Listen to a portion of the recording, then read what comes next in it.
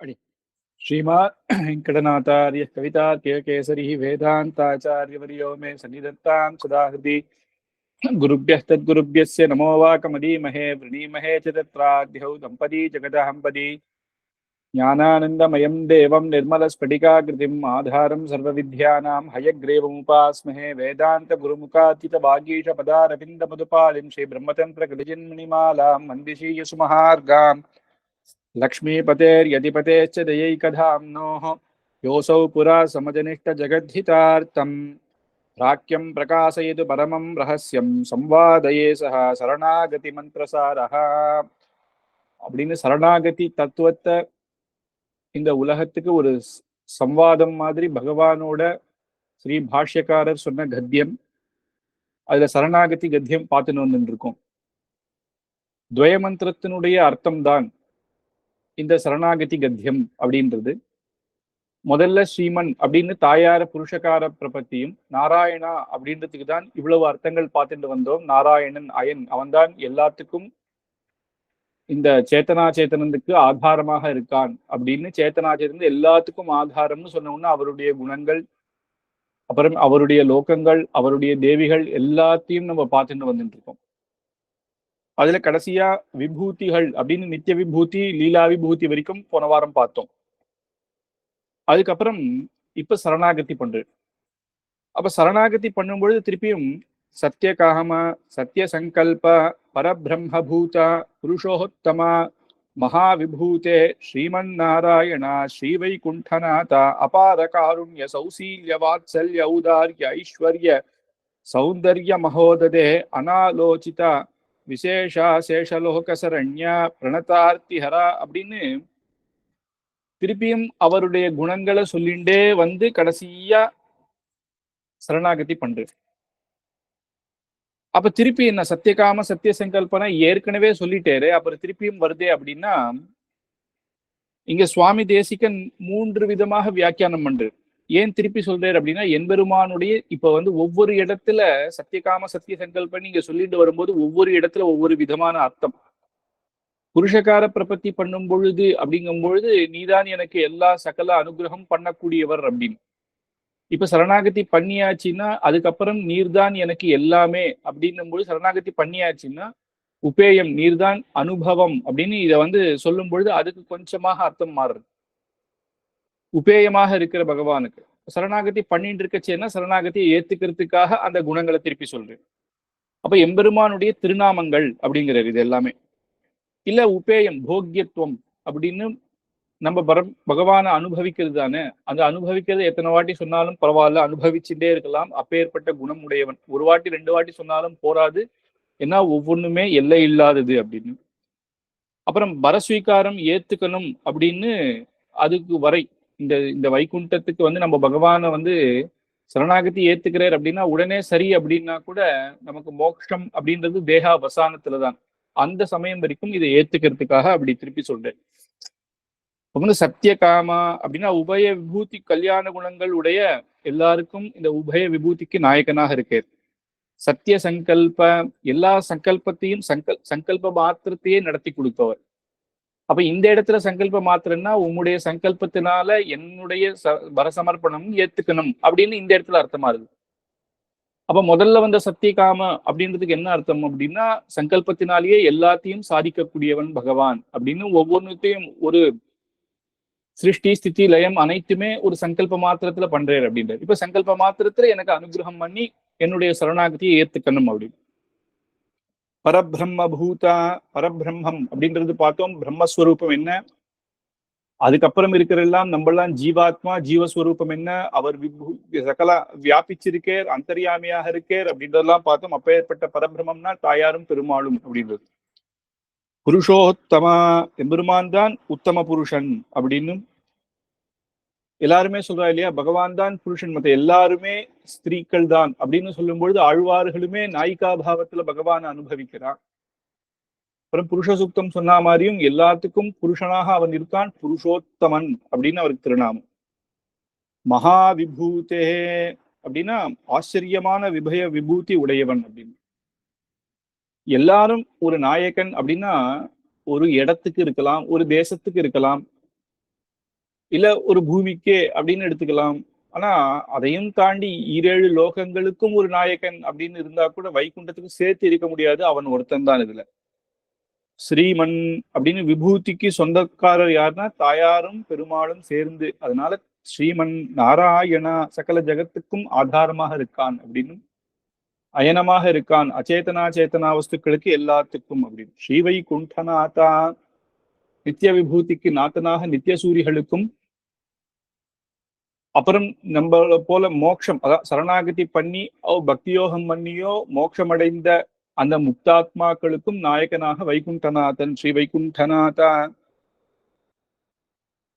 அபார காருண்ய அப்படின்னு இந்த இடத்துல சொல்றாரு. அபார காருண்ய சௌசீல்ய வாத்சல்ய அப்படின்னு சொல்ற எல்லா இடத்துலயுமே அபார சப்தத்தை நம்ம சேர்த்துக்கணும். அபார காருண்ய அபார சௌசீல்ய அபார்ய அபார வாத்சல்ய அப்படின்றது தான் அங்க வியாக்கியானம் பண்ணும்போது சொல்றான்.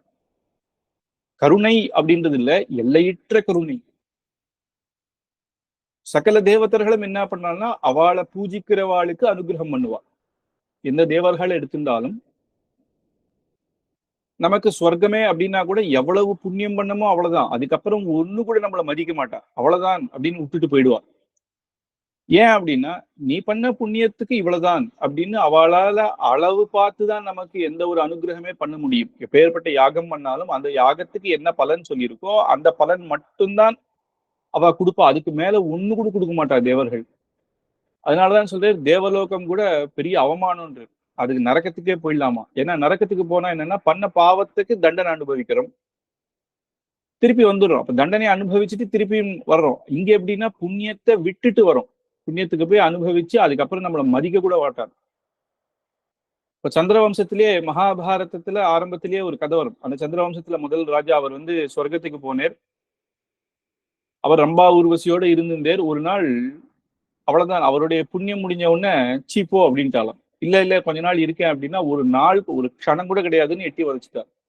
அப்பதான் அவருக்கு வைராக்கியம் வந்துதான். சே, இதுக்கு போய் நான் ஆசைப்பட்டேனே, அப்ப சாஸ்வதமான ஒரு எது என்னது அப்படின்னு. அந்த மாதிரி ஒண்ணுமே இல்லாது. அது இல்லாம தேவர்கள் எல்லாமே அவ்வளவுதான் தருவா. ஆனா இவரோ அபார காருண்யம்.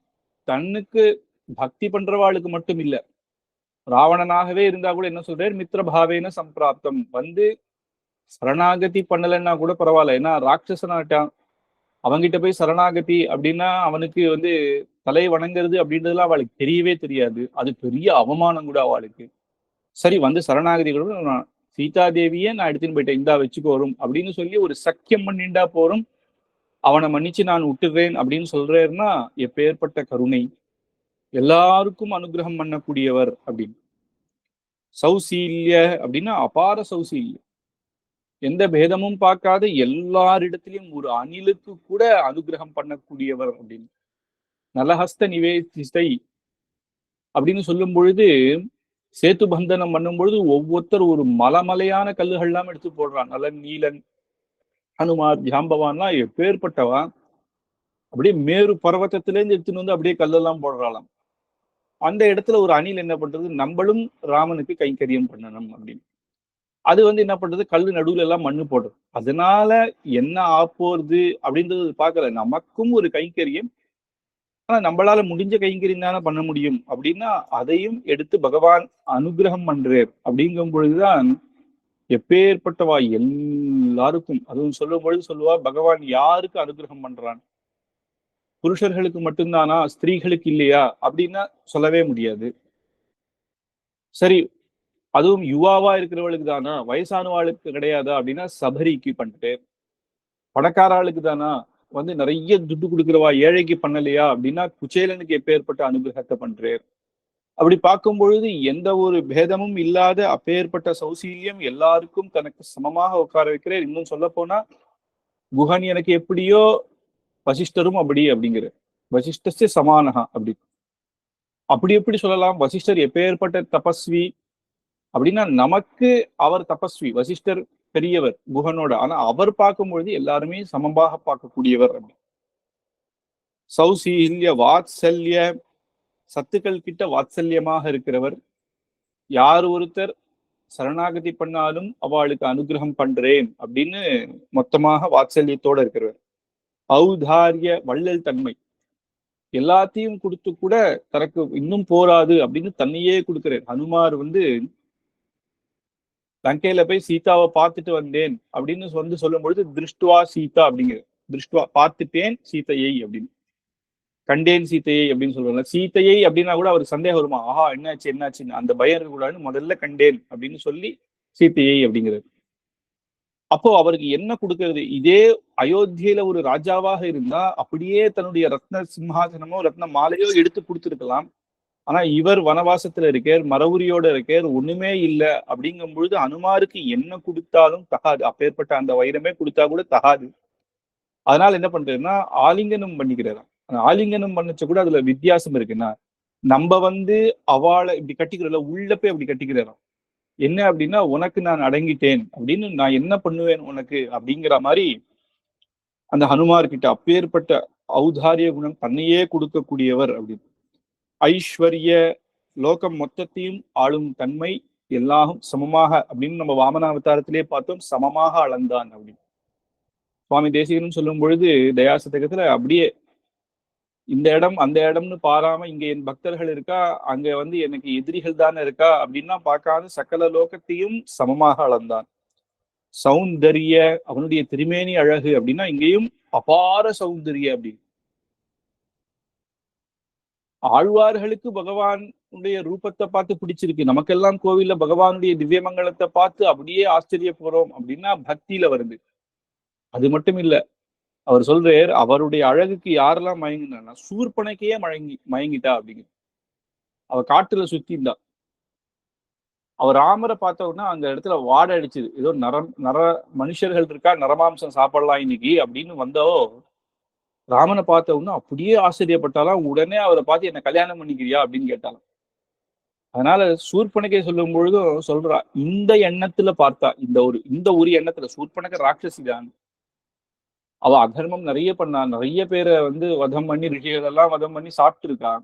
ஆனா இந்த ஒரு எண்ணத்துல பகவானை பார்த்த உடனே கல்யாணம் பண்ணிக்கணும்னு தோணுச்சு பாத்தியா, இந்த ஒரு இடத்துல மட்டும் அவ ஆண்டாளுக்கு சமமா, மற்ற இடத்துல எதுவும் இல்லை, குணங்கள் எல்லாம் சொல்லல. அதனால அவளுக்கே பார்த்த உடனே கூட பகவானை கல்யாணம் பண்ணிக்கணும். பகவான் அந்த லக்ஷ்மணர் வந்து அவர் மூக்க வெட்டி அனுப்பிச்சிட்டார். இருந்தா கூட அங்க போய் தன்னுடைய அண்ணா கரதூஷரர்களுக்கோ ராவணனுக்கோ போய் சொல்றா, இந்த மாதிரி ராமர் பண்ணிட்டேர்னு. அந்த இடத்துல கூட சத்தியசந்தன் ராமருடைய அழக வர்ணிச்சுதான் சொல்றா. எப்பேற்பட்டவர் ராமர் தெரியுமா, என்ன சௌந்தரியம் தெரியுமா, எப்பேற்பட்டவர் அப்படின்னு, பிரிய தரிசனாக அப்படின்னு பார்த்துட்டே இருக்கலாம் அவரை, என்ன புஜ பராக்கிரமம் அப்படின்னு அவருடைய அழக வர்ணிச்சுதான் அப்பேற்பட்ட ராமர் என்ன பரிபவம் பண்ணிட்டேர் அப்படின்னு. அதனால எல்லாம் அபார சௌந்தரிய அப்படின்னு, நமக்கு பக்தர்களுக்கு மட்டும் இல்ல, அந்த பெருமாளியே ஏத்துக்காத கூட அவனுடைய ஸ்வரூபத்தை பார்த்தா அவன் மயங்கிடுவான்னு மகோததே. இப்படிப்பட்ட கல்யாண குணங்கள் நிரம்பி இருக்கிற பெருமாளை அனாலோசித விசேஷாசேஷலோக சரண்யா அப்படின்னு, விசேஷ சேஷலோக சரண்யா அப்படின்னு, எல்லா சேஷன் சர்வ லோகத்துக்கும் எல்லாருக்கும் சரண்யனாக இருக்கான் அப்படின்னு. அது மட்டும் இல்லை, எனக்கும் சரண்யனாக இருக்கான். சர்வ லோகத்துக்கும் சரண்யன் மட்டும் இல்ல, அப்பேற்பட்ட பகவான் எனக்கும் சரண்யனாக இருக்கான் அப்படின்றது. அப்படி என்ன அப்படின்னா, சுவாமி நம்மாழ்வார் திருவேங்கடமுடியான் பாசுரத்துல பாடும் பொழுது வானவர்க்கு ஈசனே அப்படின்னு, வானவர் வானவர் கோனுடும் அப்படின்னு சிந்து. இப்ப வானவர்க்கு வானவர் அப்படின்னா, வானவர் அப்படின்னா இங்க தேவர்கள்னு இல்ல, நித்திய சூரிகள், தேவர்களுக்காட்டிலும் சிறந்தவர்கள் முக்தாத்மா, முக்தாத்மாக்காகவும் சிறந்தவர்கள் நித்திய சூரிகள். பேர்பட்ட நித்திய சூரிகளுக்கு வானவர் வானவர் யாரு, ராஜா யாரு அப்படின்னா விக்ஷசேனர். அப்பேற்பட்டவர்களுக்கு இவர் வந்து ஈசன் அப்படின்னு முடிக்கிறார் ஒரு பாசுரத்துல. அடுத்த பாசுரத்துல ஆரம்பிக்கிற போது, ஈசன் வானவர்க்கு அன்பன் என்றால் அது தேசமோ திருவேங்கடத்தானுக்கு நீசனேன் நிறைவொன்றுமில்லேன் எங்கள் மீது அப்படிங்கிறது. ஈசன் வானவர்க்கு ஈசன், நித்திய சூரிகள் தலைவனுக்கு இவன் ஈசன் அப்படின்னு சொல்றது இல்லையா எங்க திருவேங்கடமுடியானுக்கு பெருமை. அவருக்கு என்ன பெருமைன்னா, நீசனே நிறைவொன்றுமில்லேன் அப்படி, நீச்சனான என் மேலையும் அவன் அனுகிரகம் வச்சிருக்கான் பாத்தியா, அதுதான் அவனுக்கு பெருமை. இங்க நீச்சனே அப்படின்னா எந்த ஒரு நல்ல குணமும் எனக்கு இல்லையாம், நிறைவொன்றுமில்லேன். நீச்சனேன்னா எல்லா கெட்ட குணங்களும் எனக்கு இருக்கு, நிறைவொன்றுமில்லேன்னா எந்த ஒரு நல்ல குணமும் என்கிட்ட இல்லை. அதுக்கு பெரிய பரகால சுவாமி வியாக்கியானம் பண்ணும்பொழுது அனாத்ம குணங்கள் என்கிட்டே நிறைய இருக்குங்கிற. அனாத்ம குணங்கள் எதெல்லாம் கூடாதுன்னு சாஸ்திரத்துல சொல்லியிருக்கோ அதெல்லாம் எனக்கு நிறைய இருக்கு. எதெல்லாம் எப்படி எப்படி குணங்கள்லாம் நமக்கு பண்ணணுமோ அதெல்லாம் எதுவுமே இல்லை அப்படின்னு. அப்பேற்பட்ட எம்மேல அவருக்கு இருக்கிற அந்த அந்த அனுகிரகம் அதுதான், அது பகவானுக்கு அதுதான் பெருமை அப்படிங்கிறது. அந்த மாதிரி பிரணதார்த்திஹரா அப்படின்னு சரணாகதி பண்றவாளுக்கு துக்கத்தை போக்குவர். நம்ம ஆச்சாரியன் மூலமாக சரணாகதி பண்றோம். சரணாகதி எதுக்காக பண்றோம் அப்படின்னா மோட்ச சாதனம், மோட்சத்துக்காக. இந்த தேகாவசானத்துல போய் தேகாவசானம் முடிகிற இந்த பிராணம் இந்த சரீரத்தை விடும் பொழுது இன்னொன்னு ஒரு பிறவி இல்லாத மோட்சத்துக்கு வந்து பகவானுக்கு கைங்கரியம் பண்ணணும் அப்படின்றது தானே தாத்பரியம். ஆனா பகவான் அதோட விடலையாம். சரணாகதி பண்ணவளுக்கு என்ன அப்படின்னா அன்னைக்கு பண்ணது அன்னைக்கு பல ஜென்மங்கள் நம்ம பண்ண அத்தனை பாவம் அன்னி வரைக்கும் இருக்கிற அத்தனை பாவத்தையும் எடுத்து தன்னுடைய சோகங்கள் எது இருந்தாலும் அதெல்லாமே நீக்கிடுறாங்க. அதை நம்ம கேட்கவே இல்லை. இங்க சரணாகதியில எங்கேயுமே என்னுடைய பாவங்கள்லாம் போக்கு அப்படின்றது இருந்தா கூட என்னன்னா அது வந்து பை ப்ராடக்ட் தான். முக்கிய கோல் எது அப்படின்னா நமக்கு நேர மோட்சம் தான்.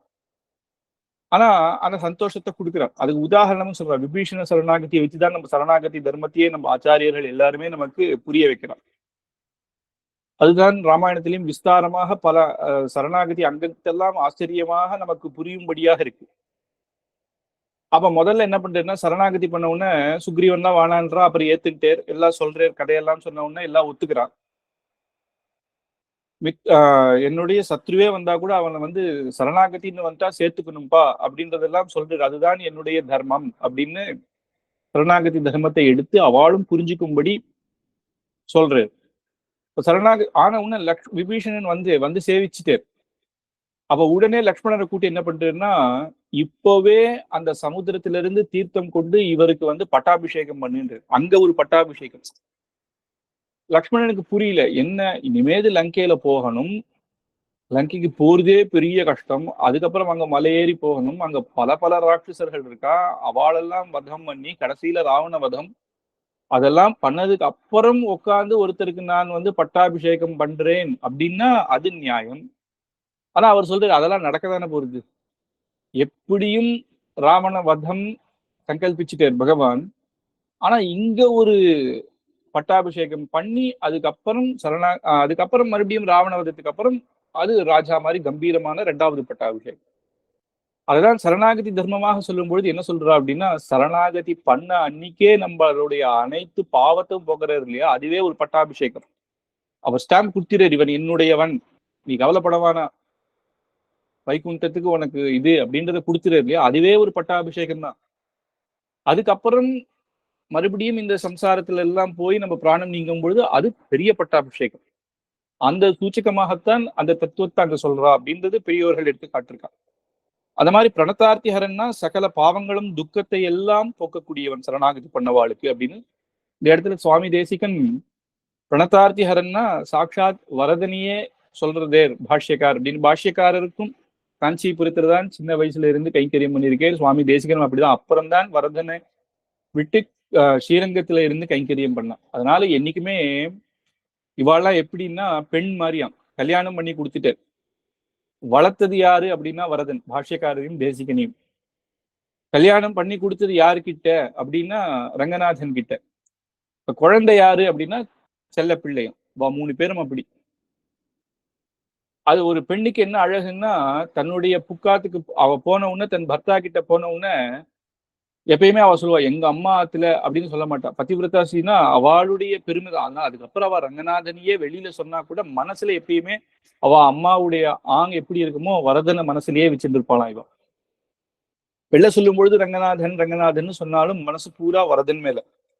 அதனால பிரணதார்த்திஹரா அப்படின்றது இங்க வரதனே வியாக்கியானம் பண்ணிருக்கு. ஆஸ்ரித வாத்சல்யைக ஜலதே, ஆசிரியர்களுக்கு வாத்சல்ய கடலாக இருக்கு. ஜலதே கடல், சமுத்திரமாக அப்பேற்பட்ட கருணையை நமக்கு அனுகிரகம் பண்ணக்கூடியவர் கருணை கடலாக இருக்கேர் அப்படின்னு தயாசதகத்திலையும் நம்ம நிறைய பார்த்திருக்கோம் சமுத்திரமே அப்படின்னு. ஏன்னா அதனுடைய ஆழம் நம்மளால புரிஞ்சுக்க முடியாது அப்படின்றதுனால அவருடைய இப்ப பெருமாளுடைய கருணை அப்படின்றது நம்மளால புரிஞ்சிக்கவே முடியாது. விஸ்தாரமாகவே நம்ம வந்து தயாசதகத்துல பார்த்துட்டோம். ஏன்னா இன்னைக்கு நம்ம இருந்துட்டு இருக்கோம், பகவத் விஷயம் கேட்கறோம்னாலும் அவனுடைய அனுகிரகம். ஒரு 3 வேளை நம்ம இன்னைக்கு சாப்பிடுறோம் அப்படின்னாலும் அவனுடைய அனுகிரகம். சிருஷ்டி ஸ்திதி இதெல்லாம் பண்ணது மட்டும் இல்லாம ஆச்சாரியர்களை நமக்கு கொடுத்து சத்சங்கத்தை கொடுத்து எல்லா இடத்துலயும் எந்த தப்பான பாதைக்கும் போகாம தர்ம மார்க்கத்திலேயே திருப்பி திருப்பி வச்சுக்க அவன் எவ்வளவு கஷ்டப்படுறான் நம்மளோட அப்படின்றது அது நமக்கு புரியாது. ஆச்சாரியர்கள் நமக்கு எடுத்து சொன்னாதான் புரியும். அனவரத விதித நிகில பூத ஜாதமா அப்படின்னு எல்லா வஸ்துக்கள் ஜந்துக்கள் என்ன பண்றதோ அதெல்லாம் தெரிஞ்சுக்கக்கூடியவன், சர்வஜன். நமக்கு தெரியும். இப்ப நம்மளோட கூட ஒர்க் பண்றவா அப்படின்னா 2 பேர் என்னென்ன பண்றா அப்படின்னு இப்போ இந்த காலத்துல ட்ராக் பண்றோம் அப்படின்ற இல்லையா, போன் எல்லாம் போட்டு. ஆனா பகவான் இந்த சிருஷ்டியில எத்தனை கோட்டி ஜனங்கள் இருக்கா, அதுக்கப்புறம் எத்தனை மிருகங்கள் இருக்கு, எத்தனை பசு பட்சி இருக்கு, அனைத்தினுடைய கர்மாவையும் அவன் எடுத்து வச்சிருக்கான். எப்பப்ப என்னென்ன பண்றான்றது. ஏன்னா யாவத்தும் ஜகத்தும் அவனுடைய சங்கல்பத்துல தானே இது நடந்துட்டு இருக்கு. அதனால அனைத்துமே அவனுக்கு தெரியும். அசேஷ அசேஷ சரபூத நிகில நியமன நிரதா அப்படின்னு சராச்சரங்கள் எல்லாத்துக்கும் நியமனம் பண்றவன் அவன்தான். நியமம் அப்படின்னா எல்லாத்தையும் அவன் சொல்லி அவனுடைய சங்கல்பத்துலதான் அனுகிரகம். அதனாலதான் எல்லாமே நடக்கிறது அப்படின்றதுனால இந்த சராச்சரங்கள் சித் அச்சித் எல்லாத்துக்குமே சேத்தனா சேத்தனங்களுக்கு ஒரு நியமனம் பண்றவனாக இருக்கான் அப்படின்னு எல்லாத்துக்குமே ராஜா அவன் தான், சக்கரவர்த்தி அப்படின்னு. அசேஷ சித சித்வஸ்து சேஷி பூதா அப்படின்னு சேஷி எல்லாத்துக்கும் சேஷி அப்படின்னா நம்ம எல்லாம் சேஷன். சேஷன் தான் முக்கியம், ஆதிசேஷன் அப்படின்றோம் இல்லையா. சேஷன் அப்படின்னாலே நம்ம எல்லாம் பகவானுக்கு கைங்கரியம் பண்ணணும், எல்லாருக்கும் சுவாமியாக இருக்கான் அப்படின்னு. அசேஷ சிதச்சித் வஸ்து அப்படின்னு அச்சேதன சேத்தனங்கள் எல்லாத்துக்குமே நிகில ஜெகத ஆதாரா சகல ஜெகத்துக்கும் ஆதாரமாக இருக்கான் பகவான். அகில ஜெகத் சுவாமின் அகில லோகத்துக்கும் சுவாமி அப்படின்னு சேஷி பூதான்னு சொல்றது இல்லையா. இங்க சுவாமின் அஸ்மத் சுவாமின் ஜகத்துக்கெல்லாம் அப்பா அப்படின்றது ஒரு பக்கம் இருக்கட்டும், எனக்கும் அப்படிங்கிறது அது ஏற்கனவே நம்ம தாயார் இதுலயும் பார்த்தோம். அகில ஜெகன் மாதரம் அஸ்மன் மாதரம் அப்படி. ஏன்னா எங்க அப்பா பிரசிடென்ட் இருக்கலாம், பிரைம் மினிஸ்டர் இருக்கலாம், ஆனா எனக்கு அப்பா தானே அப்படின்னு. அப்ப லோகத்துல மிலிட்ரி எல்லாம் வந்து செல்யூட் பண்றாங்கன்னா குழந்தை அப்படியா பண்ணும். ஏன்னா அப்பான்றது தனி. லோகத்துக்கெல்லாம் அப்பாவாக இருந்தாலும் எனக்கும் அப்பா அப்படின்றது அஸ்மத் சுவாமின் சத்தியகாம பரிபூர்ணமாக இருக்க உபய விபூதிக்கு அது நம்ம பார்த்தோம். சத்திய சங்கல்ப சகலே தர விலட்சண எல்லாம் கொடுக்கக்கூடியவனாக அப்படின்னு எல்லா பலனையும் எல்லா பலனையும் அப்படின்னா நமக்கு எது போக்கியமோ நல்லதோ அதை பார்த்து பார்த்து கொடுக்கக்கூடியவனாக. ஆர்த்தி கல்பக அப்படின்னு ஆர்த்தி நம்ம எல்லாம் பிரார்த்திக்கிறது எல்லாம் தரான் அப்படின்னு ஒரு கல்பக விருட்சமாக இருக்கான் அப்படின்றதும் பார்த்தோம். கல்பக விருட்சம் கூட நம்ம கேட்டதெல்லாம் கொடுத்துருமா. இப்ப கல்பக விருட்சத்துக்கு கீழே இருக்கும்போது ஒருத்தன் சொல்றான் நிறைய 1 கோடி பணம் வேணும் அப்படின்னு, உடனே கிடைச்சிடும். ஐயோ இது இது போயிட்டே இருக்கும்போது அங்க நினைச்சுக்கிறான், இது போயிட்டே இருக்கும்போது எவனாவது அடிச்சு நம்மள எடுத்து போட்டானா அப்படின்னு. போகும்போது அடிச்சு எடுத்து போயிட்டானா. ஏன்னா நீ அதை நினைச்சியே. கல்பக விருட்சம் கீழே எது நினைச்சாலும் நடந்துடும். அதனால ஆனா பகவான் அப்படி கிடையாது.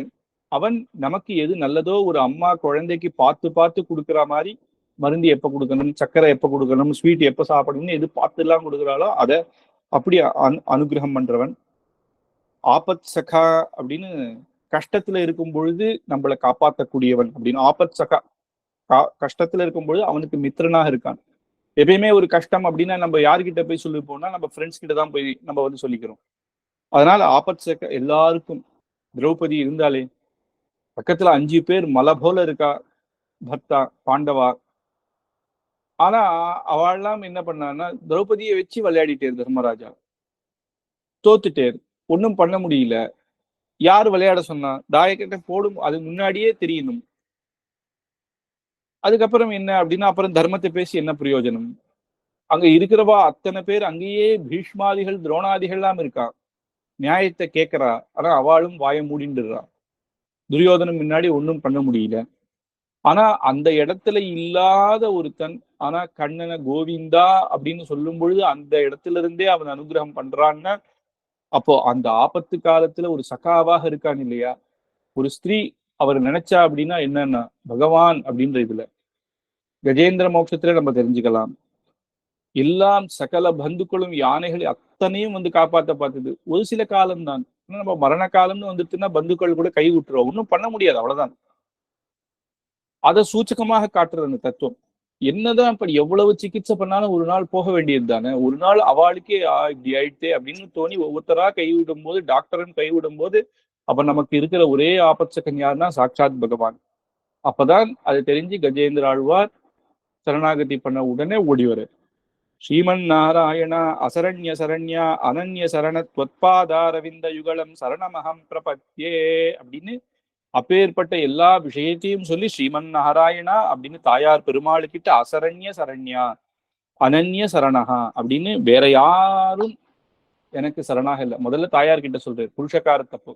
இப்ப பெருமாள் தாயார் கிட்ட வேற யாருக்கிட்டையும் நான் சரணாகதி பண்ண முடியாது, உம்மகிட்டதான் சரணாகதி பண்ண முடியும், வேற யாரும் என்னை ரட்சிக்க முடியாது. தொய் ரக்ஷதி ரக்ஷகைக்கு மன்யேகி தொய்ச்சா ரக்ஷதி ரக்ஷகைக்கு மன்யேகி திருச்சதி ஸ்ரீயாமி நித்தியம் மிகரே வேகவதி தட்டாசிரயம் துவாம் அப்படின்னு நீ என்ன ரட்சிக்கணும்னு நினைச்சாலும் நான் வேற ஒருத்தங்கிட்ட போக வேண்டிய அவசியமே கிடையாது. நீ என்ன ரட்சிக்கலைன்னு சங்கல்பம் பண்ணிட்டாலும் வேற ஒருத்தங்கிட்ட போயும் ஒரு பிரயோஜனமும் கிடையாது. அதனால நீதான் எனக்கு ரட்சகன் அப்படின்றதுனால நீ கை விடமாட்டேன்னு தெரிஞ்சுதானே. அதனால வேற யாரும் கிடையாது. அசரண்ய சரண்யாம் அப்படின்னு எந்த ஒரு உபாயமும் பக்தியோகம் கர்மயோகம் தியானயோகம்லாம் பண்ண முடியாத வேற உபாயத்தை என்னால பண்ணதுக்கான ஞானமும் இல்லை, சக்தியும் இல்லை, அதுக்கான பலமும் இல்லைங்கும் பொழுது எனக்கு ஒரே உபாயமாக உன்னுடைய திருவடிகள் இரண்டும் அப்படின்னு துவத்பாதார விந்த யுகலம் சரணமகம் பிரபத்தியே அகம் சரணம் அப்படின்னு பிரபத்தியே அப்படின்னு சரணாகதிய பகவானுடைய திருவடியில இங்க ஸ்ரீ பாஷ்யக்காரர் ஆச்சரியமாக பண்றாரு. அதுக்கு அடுத்தது அத்திர துவயம் அப்படின்னு இப்ப துவய மந்திரத்துல மனசுல நினைச்சுக்கணும். ஏன்னா இது வரைக்கும் இது வந்து 2 வியாக்கியானம் பண்ணியிருக்காரு சுவாமி தேசிகன். அத்திரத்வயம்னா வியாக்கியாத்தம் அப்படின்னு இத்தனாய் சொன்ன விஷயம் எல்லாமே துவயமந்திரத்தினுடைய வியாக்கியானம். அப்படின்னா வியாக்கியானம் முடிஞ்செடுத்து அப்படின்னு ஒரு அர்த்தம். 2வது துவயமந்திரத்துல மனசுல ஒரு வாட்டி சொல்லிக்கலாம் அப்படின்னு. ஏன்னா கத்தியத்திரையும் சொல்லும் பொழுதே இந்த இடத்துல சில பேர் நம்ம பெரியவா ஒரு நிமிஷம் நிறுத்தி அந்த ஏன்னா மந்திரங்களை வெளில சொல்லக்கூடாதுனால அது மனசால துவயமந்திரத்தை ஒரு வாட்டி சொல்லி மேற்கொண்டு சொல்லுவா. அதனால துவயமந்திரம் கரண மந்திரம் அதை வந்து சொல்றதுக்கு இல்லை. அதனால துவயத்தை சொல்லணும் அப்படின்னும் ஒரு அர்த்தம் உண்டு. இது வியாக்கியானம் அதனுடைய பூர்ண அர்த்தத்தை இதோட முற்றிற்று முடிஞ்செடுத்து அப்படின்றதையும் அது 2 அர்த்தமாகவும் வச்சுக்கலாம் அப்படின்னு. இதுக்கு அடுத்தது சில ஸ்லோகங்கள் பகவானை பத்தி சொல்றேன். இனிமேல் சரணாகதி பண்ணவன் எப்படி இருக்கணும் அப்படின்றதெல்லாம் சொல்லிட்டு வரும். பிதரம் மாதரம் தாரான் புத்ரான் பந்தூன் சகீன் குருன் ரத்னானி தனதான்யானி க்ஷேத்ராணி ச கிருஹாணி ச சர்வதர்மாம்ச சத்யஜ்ய சர்வகாமாம்ச சாக்ஷரான் லோக விக்ராந்த சரணௌ சரணம் தே விரஜம் விபோ அப்படின்னு இனிமேல் சரணாகதி பண்ணிட்டேன் இல்லையா, இனிமேல் என்ன அப்படின்னா எல்லாத்தையும் விட்டுடணும். சர்வ தர்மாம்ச சத்தியச்சிய சர்வகாமாம்ச சாட்சரன் அப்படின்னு முதல்ல எடுத்தும் போது பிதரம்மா தரம் தாரான் அப்பா அம்மா தாரான் பத்னி தர்மபத்னி புத்திரான் குழந்தைகள் பந்தூன் அப்படின்னு எல்லாம் இனிமேல் எனக்கு யாருமே கிடையாது. சகீன் அப்படின்னா ஃப்ரெண்டு, இது யாருமே குரு. குரு வேற ஆச்சாரியன் வேற. சரணாகதி அடைஞ்சவனுக்கு ஆச்சாரியர் உண்டு, அங்க போனாலும் ஆச்சாரியர்களோட தான் பகவான் அனுபவிக்கிறோம் அப்படின்னு. ஆனா குரு அப்படின்னா இங்க லௌகிகமாக எந்த ஒரு வித்தியையும் சொல்லி கொடுக்கிறவா குரு. அந்த லௌகிக வித்தியை சொல்லி கொடுக்கறது அந்த குரு அப்படின்னு வச்சிருந்தா கூட யாருமே எல்லாத்தையும் முட்டுடுற இனிமேது. ஏன்னா துவமேவ மாதா ச பிதா துவமே, இனிமேது சகலமும் நீதான் எனக்கு அப்படின்னு. மேல சொல்றது எல்லாம் பந்துக்கள் சேத்தனமான வஸ்துக்கள், கீழே அச்சேத்தனம் சொல்ற ரத்னானி தனதான்யானி ரத்னங்கள் தனதானியங்கள் க்ஷேத்ராணி நான் இருந்த ஊரு ஜன்ம பூமி கிரகாணி என்னுடைய வீடு எல்லாத்தையும் வீடுகள் அப்படின்னா சகல சொத்துகளையும் அப்படின்னு எல்லாத்தையும் முற்றுடுறேன் அப்படிங்கிற. எப்படி விபீஷணன் சரணாகதி பண்ணும்போது சொல்றேன் தியக்த்வா மயா லங்கா மித்ராணிச்ச தனானிச்ச அப்படின்னு எல்லாத்தையும் மயா லங்கா என்னுடைய லங்கை என்னதான் இருந்தாலும் ராவனுடைய தம்பின்னா அவருக்கு எப்பேற்பட்ட அரண்மனை எல்லாம் இருக்கும் அதெல்லாம் விட்டுட்டேன். மித்ராணி என்னுடைய மித்திரர்கள் தனானி தனம் எல்லாத்தையும், என்னுடைய பத்னி எல்லாத்தையும் விட்டுடான்னு உன்கிட்ட வரேன் அப்படின்னு சரணாகதி பண்றேன். அப்ப அதே மாதிரி பிதரம் மாதரம் அப்படின்னா நமக்கு பிரியமாக இருக்கிறது அம்மா, ஹிதத்தை சொல்லக்கூடியவர் அப்பா, எல்லாத்தையும் விட்டுட்டு தாரான் புத்ரான் அப்படின்னு பந்தூன் சகீன் குருவும் ரத்னானி தனதான்யானி க்ஷேத்ரா நிச்சகிருஹானிச்ச அப்படின்னு க்ஷேத்திரம் அப்படின்னா இங்க திவ்ய தேசம் இல்ல, நம்ம பிறந்த ஊர் அப்படின்னு. நிலைப்புலங்கள், நம்மளுக்கு இருக்கிற நிலங்கள் எல்லாத்தையும் எல்லாத்தையும் இனிமேல் எதுக்கு, மோட்சத்துக்கு போறோம் அப்படின்னு ஆயிடுச்சுன்னா இதெல்லாம் எமக்கு எதுக்கு. அப்ப சர்வ தர்மாம்ச சர்வ தர்மத்தையும் அப்படின்னு இனிமேது அப்படின்னா இனிமேது எந்த தர்மமும் அவசியம் இல்லை, மோட்சத்துக்கு போறோம் சர்வம்.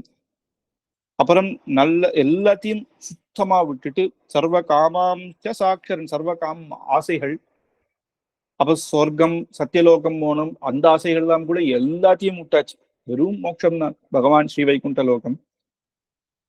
ஆக்ஷரன் அப்படின்னா கைவல்யம், அந்த கைவல்யத்தையும் வேண்டாம் அப்படின்னு.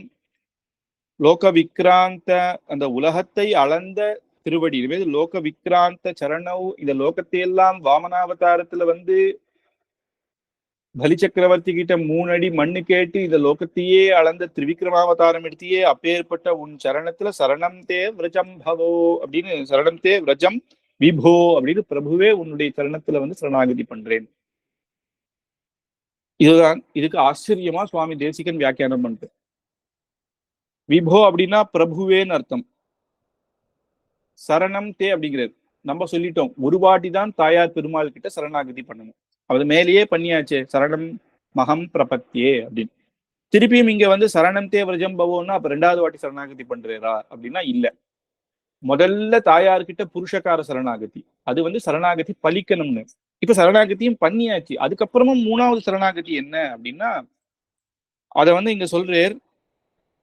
அது வந்து திருப்பி திருப்பி அந்த சரணாகதியை நினைச்சு சொல்றதே தவிர இது ஒரு தனி சரணாகதி அப்படின்னு எடுத்துக்க கூடாது இந்த இடத்துல அப்படின்றத எடுத்து சொல்றேன். அப்புறம் முக்கியமா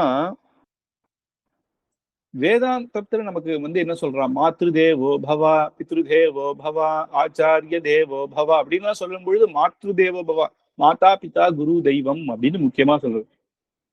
இதுல போய் அம்மா அப்பா குழந்தை மனைவி எல்லாத்தையும் விட்டுடு அப்படின்றாரு. அப்படின்னா மனைவி எல்லாம் விடக்கூடாது, கல்யாணம் பண்ணிட்டா கடைசி காலம் வரைக்கும் வச்சு காப்பாத்தணும் அப்படின்னா இந்த இடத்துல எல்லாரையும் விட்டுடு அப்படின்னு சொல்றாரு. அப்படின்னா சன்னியாசாசிரமத்துக்கு போயிடணுமா எல்லாத்தையும் விட்டுட்டு அப்படின்னா அது கிடையவே கிடையாது.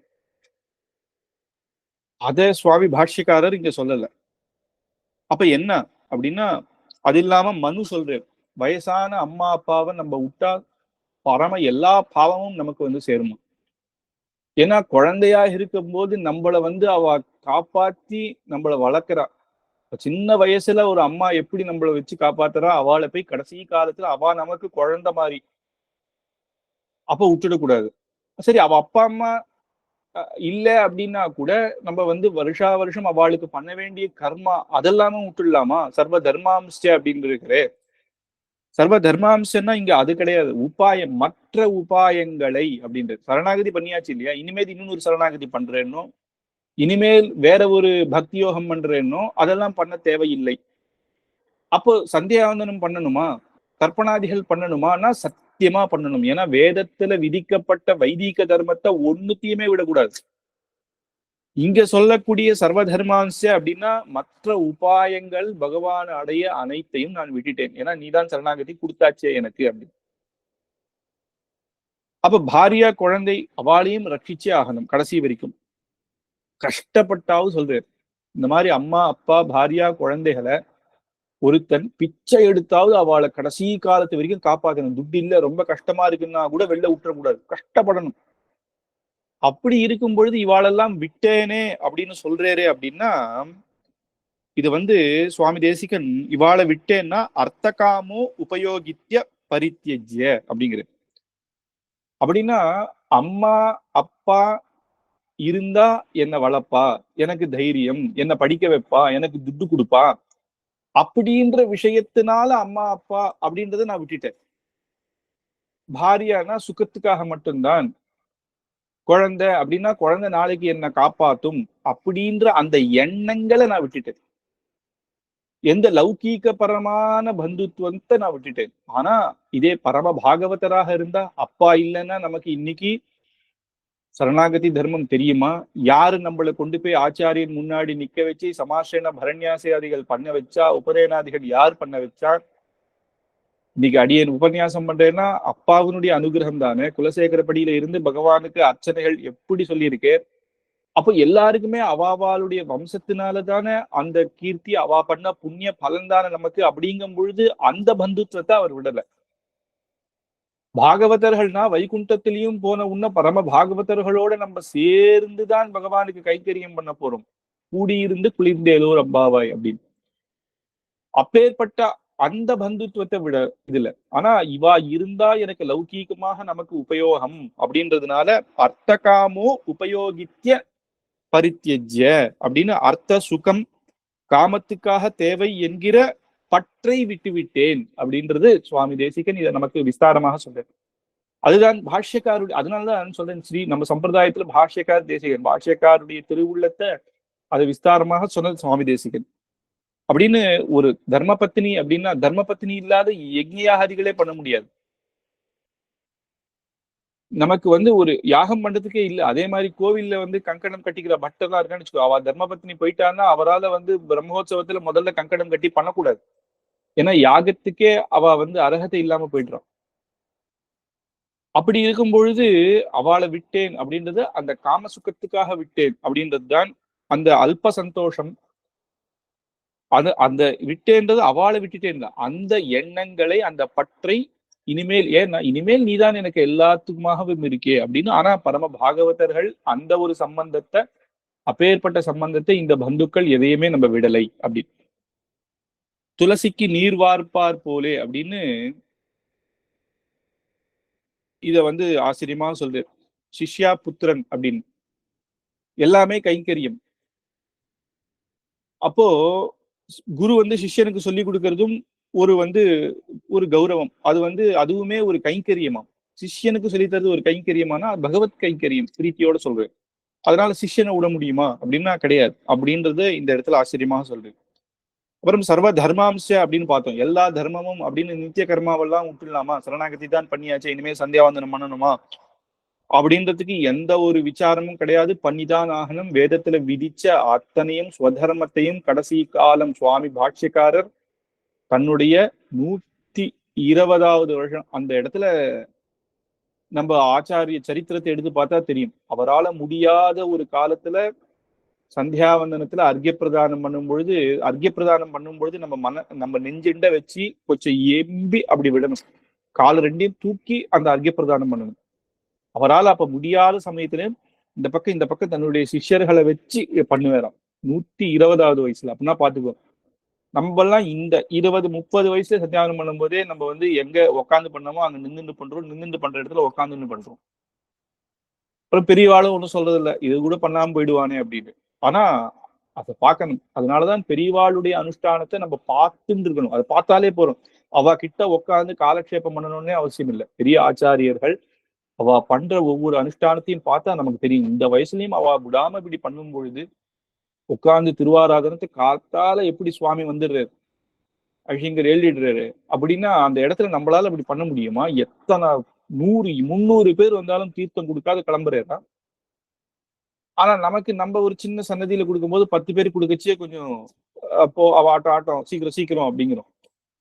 அதெல்லாம் பார்த்தா அந்த ஆச்சாரியர்களுடைய அனுஷ்டானம் அதெல்லாம் ஒண்ணு நம்ம பார்த்து நம்ம அதை வச்சு நம்ம தெரிஞ்சிருந்தாலே போதும். அதனால இந்த தர்மங்களை விடலை அப்படின்னு மேற்கொண்டு நம்ம அடுத்த வாரம் பார்க்கலாம். கவிதார்க்கிக சிம்ஹாய கல்யாண குணசாலினே ஸ்ரீமதே வெங்கடேஷாய வேதாந்த குரவே நமஹா.